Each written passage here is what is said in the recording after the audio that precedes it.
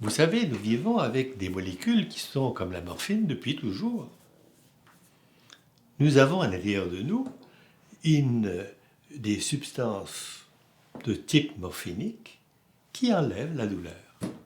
Quelle douleur? J'ai pas de douleur. Mais oui, écoutez ma main. Mon cerveau, il entend tic, tic, tic, tic, tic. Ce sont des petits signaux de douleur qui viennent de cette main très sensible à la douleur. Mais il a compris que je n'avais pas mal, il efface cette douleur. Je bouge la main. Tic, tic, tic, tic, tic, tic, tic, tic, tic, tic, tic, tic, tic, tic. Et voilà que le cerveau dit, hey, non, il n'y a pas de douleur. Il fait un peu plus d'endorphine, morphine intérieure, et il efface la douleur. Je cours tous les samedis. Et le samedi, je fais mes 8 kilomètres et je tape sur mes genoux qui tapent sur mes chevilles. Et puis, mon cerveau entend. Et il fait plus d'endorphine pour que je n'ai pas de mal. Et effectivement, je n'ai pas de mal. En fait, quand je cours de façon régulière, je vis avec un niveau élevé de morphine à l'intérieur de moi, une morphine endogène qu'on appelle endorphine. Et ceci me permet, au fond, d'avoir une espèce de qualité de vie, de me sentir bien. Et ça me donne une impression de bien-être qui fait partie de ma biologie.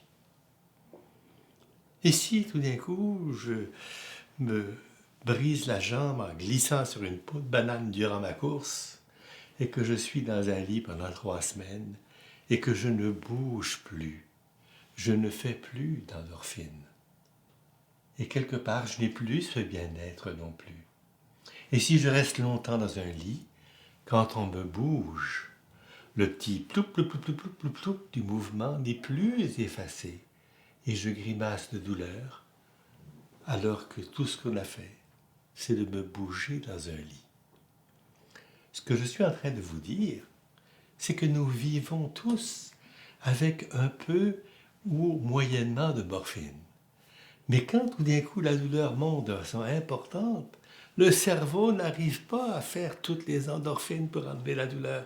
Alors je reçois un peu de morphine et, hop, à la bonne dose, la morphine égale la douleur et je n'ai plus mal. Vous comprenez avec moi que lorsque je suis en fin de vie et que je n'ai plus d'endorphine, une partie de la morphine qu'on va me donner va remplacer les endorphines qui sont en train de disparaître et une partie va ajuster au niveau de douleur que j'expérimente à cause de ma maladie. Et que donc cet apport de médicaments va me permettre d'être beaucoup mieux sur le plan de la douleur. Et si je prends ces médicaments, soit la morphine, soit une molécule qui y ressemble de la même famille, et que j'ai la bonne dose, j'ai l'esprit clair. Je ne mourrai pas plus vite, mais moins vite, et je suis capable d'avoir une vie qui est presque normale. Au fond, ce que l'on ne veut pas, c'est de donner des quantités de morphine qui sont tellement plus hautes que le besoin, que là, on commence à avoir des effets délétères. On devient endormi, on devient ralenti, et en bout de ligne, on ne fait plus de bien. Nous avons donc, et l'équipe soignante vis-à-vis des gens en fin de vie, vont donc titrer de façon journalière la quantité de médicaments de type morphinique pour qu'on n'en donne jamais trop, qu'on réduise lorsque le besoin est moindre et qu'on garde un esprit clair. La morphine et les équivalents morphiniques sont des médicaments précieux en fin de vie.